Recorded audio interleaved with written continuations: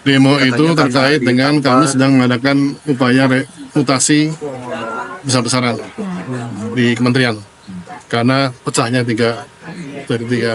tiga menteri, kan kita perlu banyak orang. Kemudian kita ingin membenahi sebagaimana Pak Presiden mengatakan harus hemat dengan anggaran pemerintah. Kita akan reputasi yang cukup besar, dan karena memang ada pihak-pihak yang mungkin tidak berkenan dimutasi, ya, itu memang terkait arogansi atau penamparan itu tidak ada sama sekali. Pak Menteri, tidak benar ya Pak? Tidak ada benar.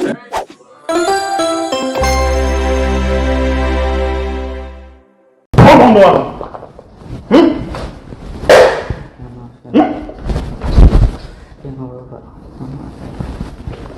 Ngomong aja. Iya, maaf sekali lagi Pak.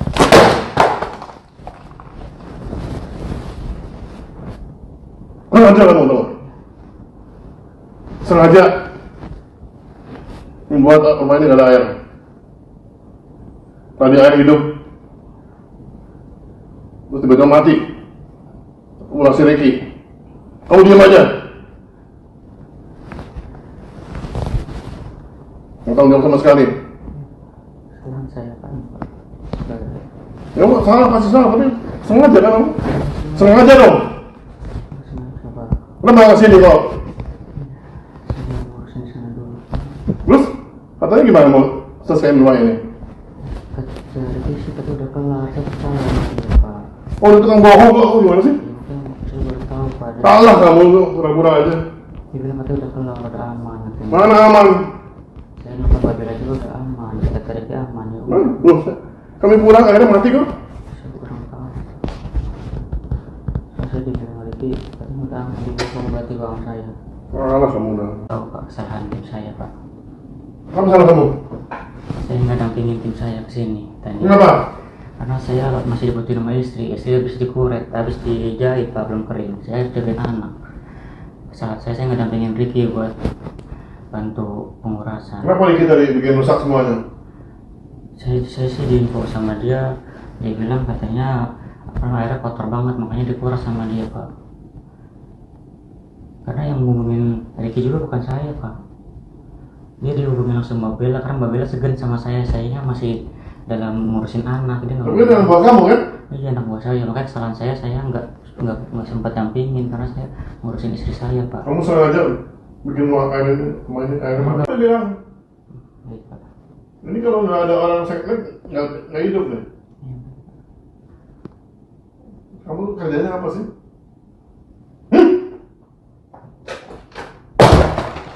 Anak Pak. Karena saya nggak sempat nemenin. Ya maaf Pak, saya nggak sempat nemenin Pak. Ampun Pak. Ampun Pak. Maaf ya Pak. Saya nggak sempat nemenin.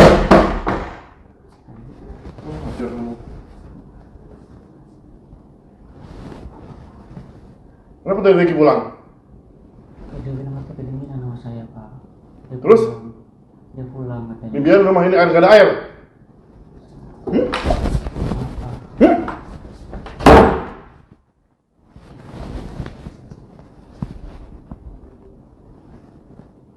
Lu sengaja ya bikin air rumah ini mati airnya? Iya kan? Iya Pak, nggak sengaja. Nggak sengaja Pak. Saya nggak tahu. Dari pas itu saya langsung. Nggak tahu kamu telepon kamu tadi. Ini saya telepon tadi kamu. Iya benar Pak. Kasih tahu dia supaya jadi beres. Mana kamu ngapa-ngapain?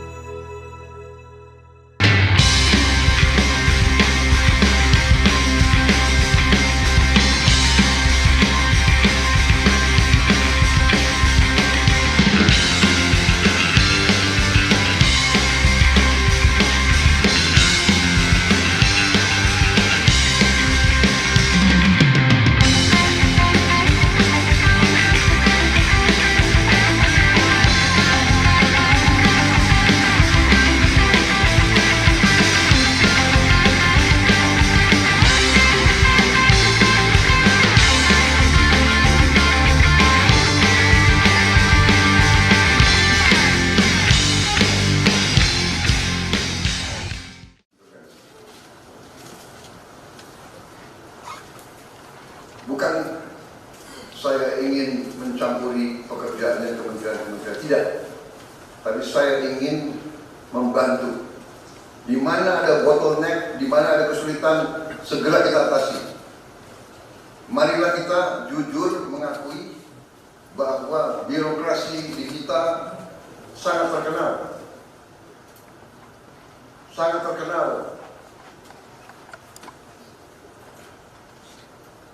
Ribetnya. Sangat terkenal. Lambatnya. Bahkan ada pembicaraan oleh rakyat kita bahwa birokrasi pemerintah kita sering mempersulit, bukan mempermudah keperluan rakyat. Bahkan ada yang mengatakan kalau bisa dibikin sulit, kenapa dibikin mudah? Ini saya minta menteri-menteri sekarang, mari kita lebih berani, mari kita lebih tidak ragu-ragu untuk memberi pelayanan yang terbaik kepada rakyat kita. Jangan ragu-ragu kalau saudara tidak puas dengan pejabat-pejabat di bawah Anda, laporkan, segera kita ganti. Begitu banyak orang yang mau mengabdi. Tidak ada orang di sini yang kebal, yang tidak patuh, tidak bekerja keras untuk bangsa dan negara dan rakyat. Saudara, saya beri wewenang, copot segera. Suruh tinggal di rumah aja, daripada bikin susah kita. Saudara-saudara sekalian,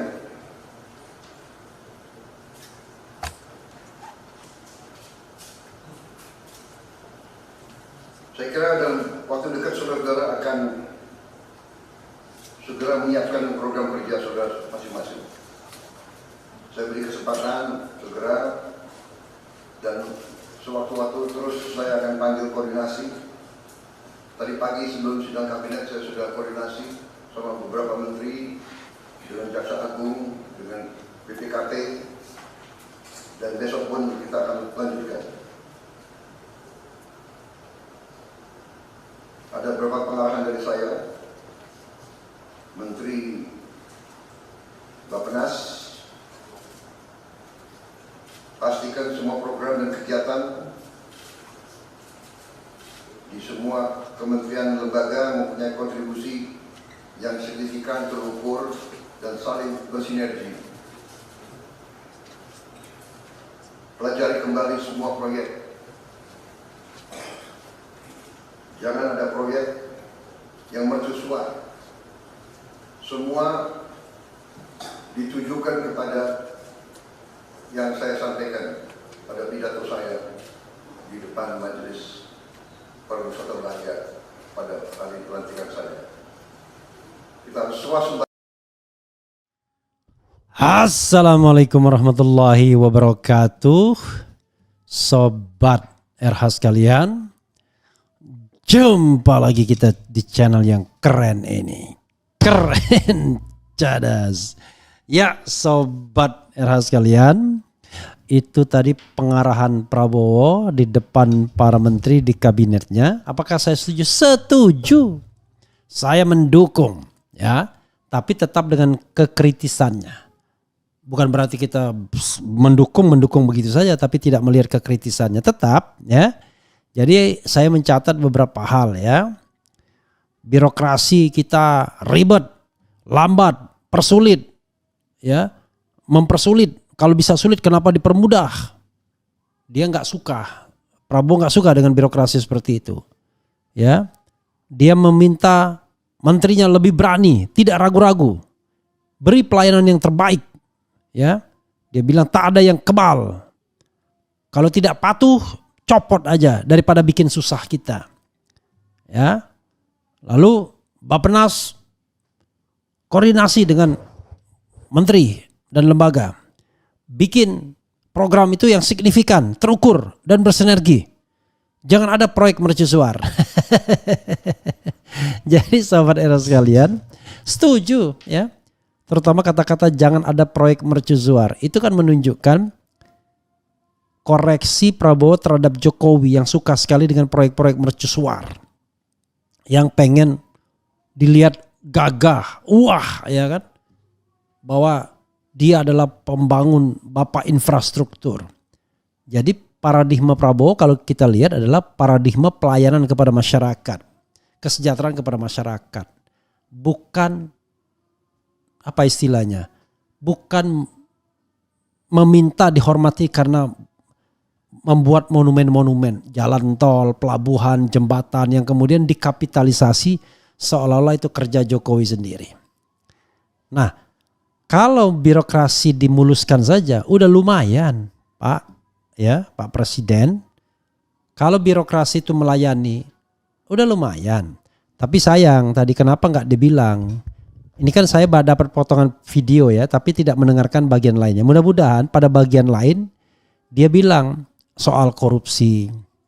Jadi birokrasi kita itu Pak tidak hanya lambat, ribet, suka mempersulit, tapi juga korup. Itu persoalannya.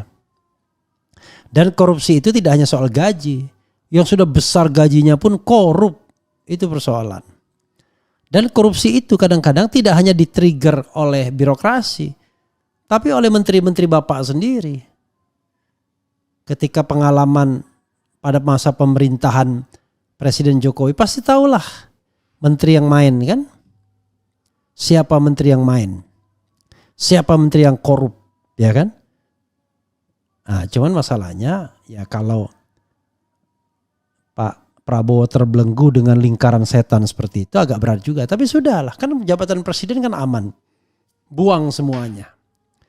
Jadi menteri-menteri yang kemarin Bapak tahu pemain, potong dia. Kalau main lagi. Ya syukur-syukur dia tidak jadi lagi pemain. Sayang tadi tidak menyebutkan juga menteri yang menyalahgunakan jabatan. Harusnya Bapak mention. Saya malu belum apa-apa.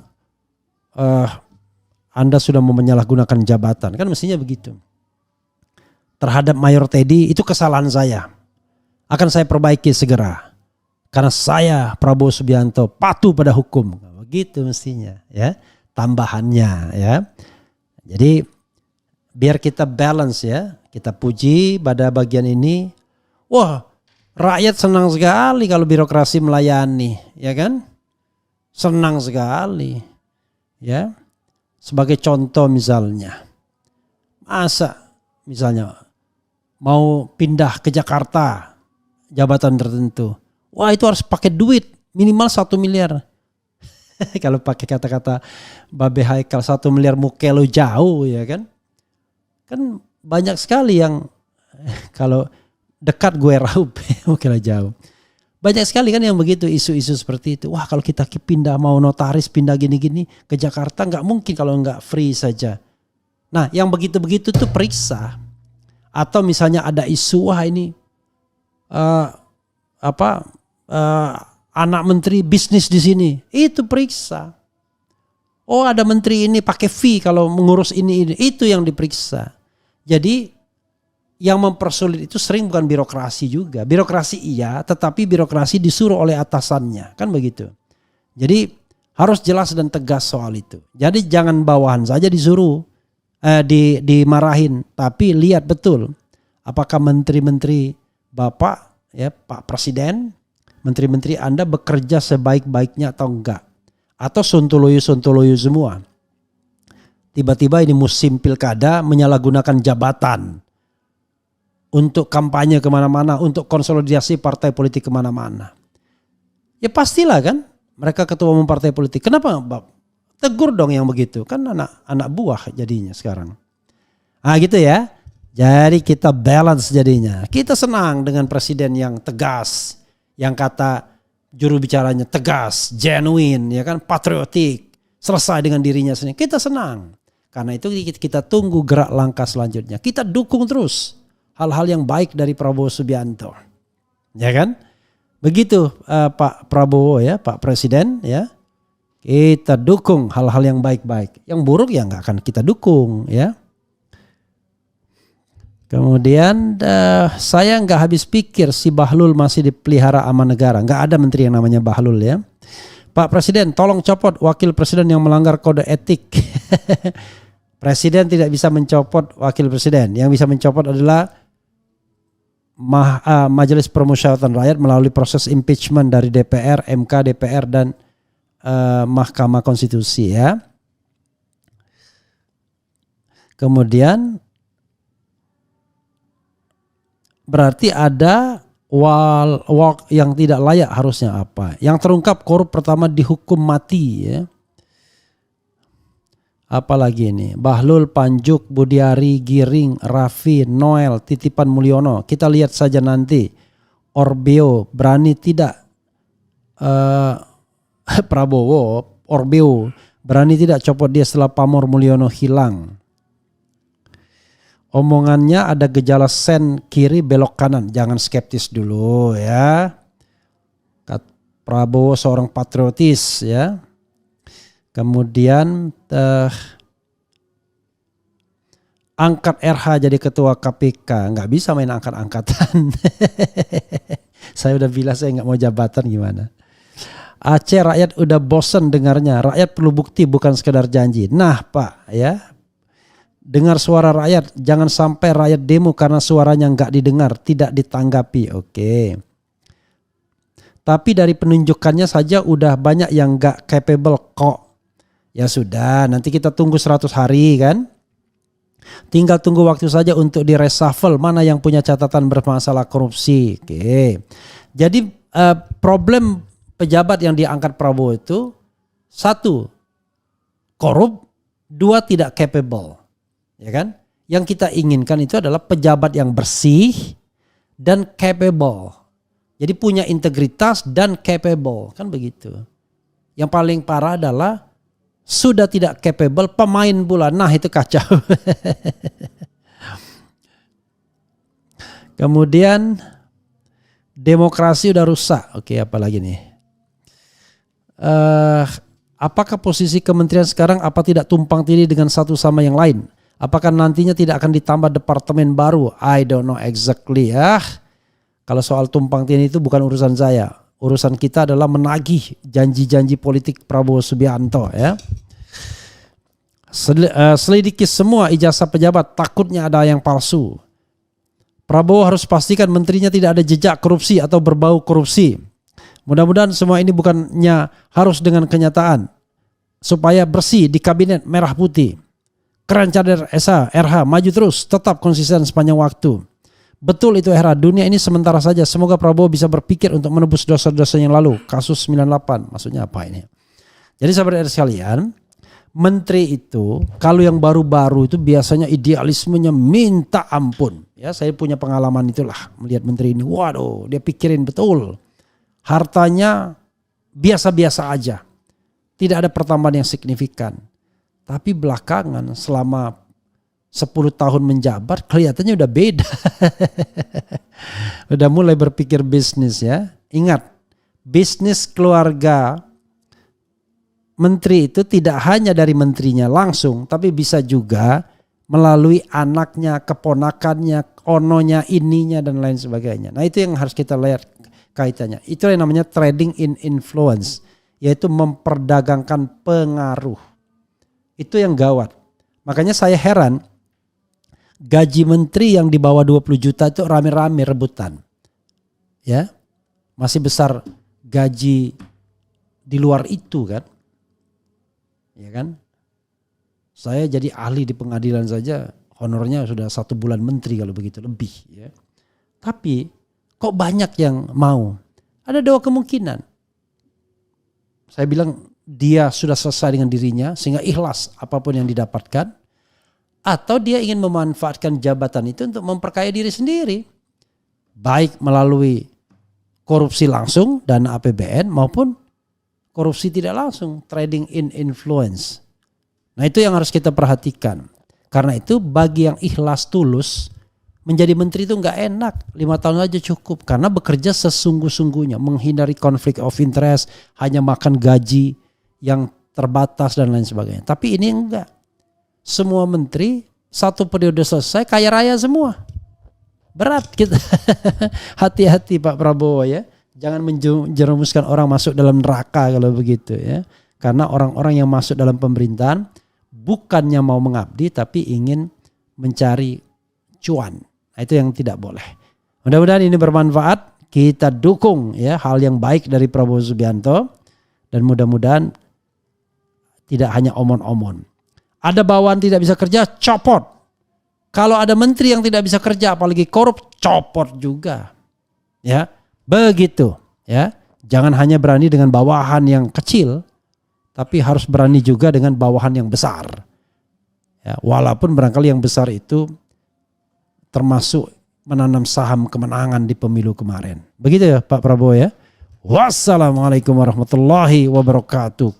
Keren cadas.